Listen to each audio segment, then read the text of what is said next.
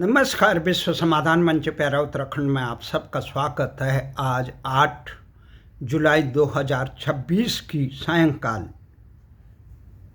6 बजे के आसपास का समय राष्ट्रीय राजधानी क्षेत्र दिल्ली में सुबह से ही गरज के साथ वर्षा ऋतु की फुहारें आ रही है। लोगों को इस उमस से निजात मिल रहा है।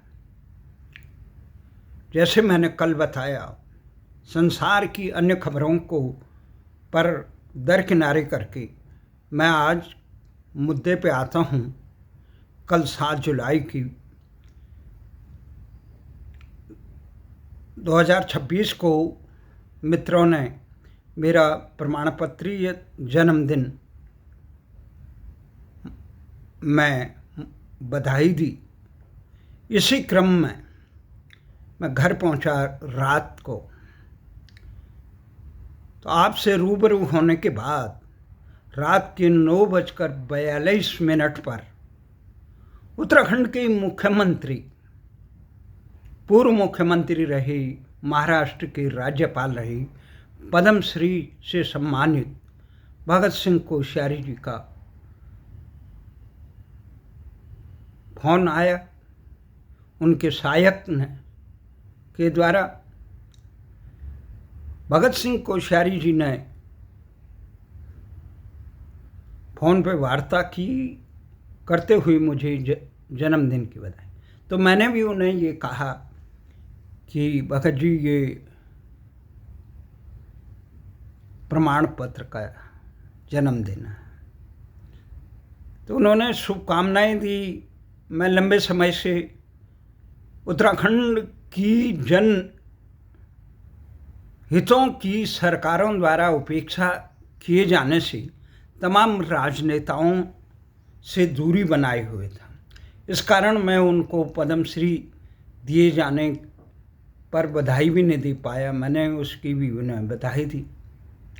आक्रोशित था, मन में आक्रोशित था कि राजधानी गैरसैंण नहीं बनी। मन में आक्रोशित था मुजफ्फरनगर कांड के अभियुक्तों को सजा नहीं हुई। मन में आक्रोशित था और रहेगा कि भू कानून हिमाचल की तर्ज पे जो जनता मांग रही है वो नहीं। उत्तराखंड में मूल निवास और उत्तराखंड के युवाओं को रोजगार तक में प्राथमिकता न दिए जाने से उत्तराखंड के संसाधनों की जो बंदरबांट उत्तर प्रदेश और केंद्र सरकार ने मिलकर कर रखी है, जल संसाधनों से लेकर भूमि इत्यादि पर, और विशेष राज्य का जो दर्जा था, और उत्तराखंड के पर्वतीय क्षेत्रों को जो विशेष क्षेत्र का दर्जा रवाई जौनपुर की तरफ मिलना चाहिए था, उन्हीं, जिसके कारण उत्तराखंड के पूरे पर्वतीय क्षेत्र में बदहाली, अंकिता भंडारी प्रकरण हो या अन्य प्रकरणों में उत्तराखंड के राजनेताएं, सरकारें और अन्य सफल न रही। इससे आक्रोशित सा दूर था।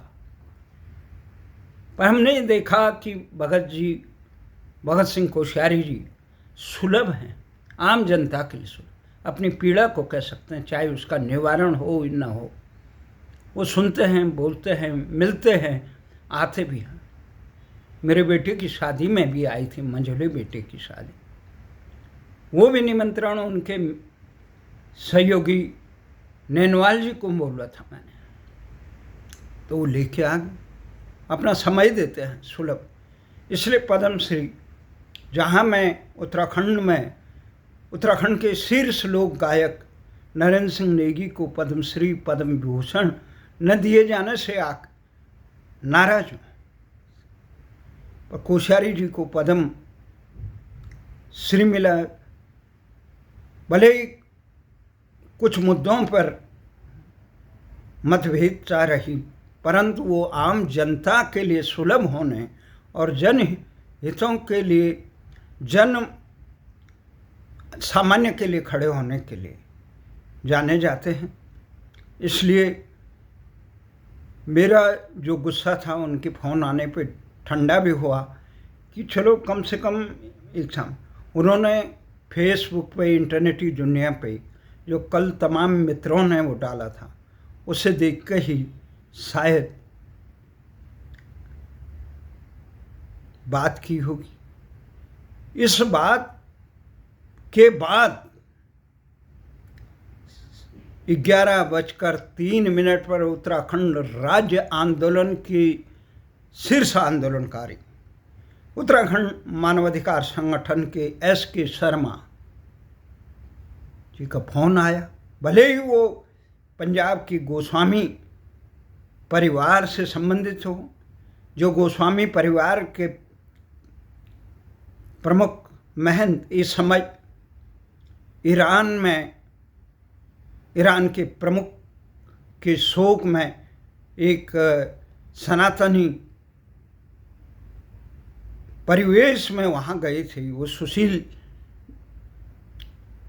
वो इन्हीं के बड़े भाई SK शर्मा उत्तराखंड राज्य अधिकार आंदोलन में सक्रिय रहे। भले ही उत्तराखंड में उनकी सहभागिता पे कई लोग प्रश्न उठाते हैं, परंतु उन्होंने उत्तराखंड के उन कुपूतों से लाख गुना अच्छा काम किया जो राव मुलायम की गोदी में बैठकर उत्तराखंड की अस्मिता को रोंदने का काम कर रहे थे। SK शर्मा आंदोलन के साथी रही। वार्ता का समय हो या अन्य, वो हमेशा सक्रिय रही। इलाहाबाद में वो मुजफ्फरनगर कांड में जनमोर्चा और अन्य संगठनों द्वारा दायर उनके संगठन ने भी किया, तो वो वहाँ पे भी उपस्थित। उनका फ़ोन आया तो उन्होंने जो बधाई दी, कहा 12 बजे से पहले मैं आपको बधाई देना चाहता था। 11:03 पे उन्होंने बधाई, और उन्होंने कहा जब कि अभी कोश्यारी जी का फ़ोन आया था, उन्होंने कहा यार आपको तो मुख्यमंत्री कह रहा, हमारी क्या विचार। मैंने कहा आप उत्तराखंड के सुख दुख में संघर्ष करने वाले साथी रहे। तो उन्होंने वो जख्म कुरेदे कि आपके कहने पे हमने आंदोलनकारी चिन्हीकरण के लिए आवेदन किया था, जो दिल्ली में चयनित हुए थे, वो सूचीबद्ध करने के लिए हरीश रावत मुख्यमंत्री के कार्यकाल में भेजे गए थे, वो अभी तक चिन्हित नहीं हुए। वो भाजपा के नेता हैं SK शर्मा जी। दिल्ली भारतीय जनता पार्टी के कार्यालय सचिव रहे विजय गोयल के कार्यकाल में, और बहुत स्वाभिमानी, बहुत प्रखर वक्ता। उन्होंने वो जख्म कुरेदे कि वहाँ तमाम जिलाधिकारी तक गए थे, अब उनका क्या हुआ। मैंने कहा ये मुख्यमंत्री की इच्छा शक्ति की कमी है, दूरदर्शिता की कमी है। जिस दिन चाहे वो उसी दिन कर सकते हैं। हाँ, इस समय उन्होंने तिथि बदली है। पुष्कर सिंह धामी, मुझे आशा ही नहीं पूरा विश्वास भी है कि वो चुनाव से पहले इस मामले को अवश्य इसका निराकरण करेंगे। कोश्यारी जी से भी ये इच्छा। तो उन्होंने वो जख्म कुरेदे। हमने कहा भाई हम क्या कर सकते हैं, हम तो केवल कह सकते हैं। उससे पहले 9:21 पर उत्तराखंड शिल्पकार चेतना मंच के अध्यक्ष रहे महेश चंद्रा, जो मेरे अग्रणी बड़े भाई भी हैं, जिन्होंने मुझे हर समय सहारा दिया, जरूरत के समय सहारा दिया। वो उत्तराखंड अधीनस्थ कर्मचारी चयन आयोग के सदस्य भी रहे। 3 सदस्य चयन आयोग के सदस्य भी रहे, और उन बड़े निष्पक्षता से उसमें जो भ्रष्टाचार हुआ उनको कटघरे में खड़े करने में महेश चंद्र जी का महत्वपूर्ण योगदान। और बहुत सक्रिय समाज सेवी लोगों के सुख दुख में खड़े होने वाले, उनका भी फोन आया। सबसे हैरानी की बात है, ये राजनेता मेरे लिए पहली बार नहीं है। मेरे जीवन में हम भारतीय भाषा आंदोलन जो संघ लोक सेवा आयोग में सबसे लंबे समय पर चला था, पुष्पेंद्र चौहान और स्वर्गीय राजकरण सिंह के नेतृत्व में, उसमें ज्ञानी जैल सिंह जी, भारत के पूर्व राष्ट्रपति, पूर्व प्रधानमंत्री अटल बिहारी वाजपेयी और विश्वनाथ प्रताप सिंह, पूर्व उप प्रधानमंत्री देवीलाल जी, रामविलास पासवान से लेकर वामपंथी से लेकर समाजवादी नेता वहाँ पहुँचे थे। 4 दर्जन के करीब सांसद रहे थे। सोमपाल शास्त्री से लेकर तमाम लोग, चतुरानंद मिश्र, भारत की भाषाओं के लिए संघर्ष किया। लोहिया के बाद अगर कोई व्यापक रूप से भारतीय भाषाओं के लिए, ये कि हिंदी के लिए नहीं, भारतीय भाषाओं के लिए, तमिलनाडु में तमिल में, उड़ीसा में उड़िया में, बंगाल में बंगाली में, असम में असमी में, पंजाब में पंजाबी में, महाराष्ट्र में मराठी में, राज्यों की मातृभाषा में, राजभाषा में शिक्षा, रोजगार, न्याय और सम्मान देने की भारतीय भाषाओं में मांग करने वाले आंदोलन को अंग्रेजी की अनिवार्यता, उसके बाद भारतीय भाषा आंदोलन का सदस्य, जो कई साल तक मैंने जंतर मंतर पर मोदी और मनमोहन सिंह के कार्यकाल तक चलाया था। उस आंदोलन में अध्यक्ष, उसमें रामदेव भी सम्मिलित हुए। एक दिन हमारे भाषा आंदोलन के साथी थे, मीसा आंदोलन में गिरफ्तार रहे। भारत के अर्थ कराधान व्यवस्था को सुधारने के लिए रोशनलाल अग्रवाल जी को देखते ही स्वामी रामदेव भी धरने पर आए थे। कई प्रकरण तो राजनेताओं से नहीं, कल तमाम राजनेताओं से जिनसे बात हुई मेरी, जिन्होंने बधाई दी, उसमें भाजपा के नेता देश शीर्ष जो अटल बिहारी वाजपेयी, आडवाणी जी, जेटली जी और खुराना जी के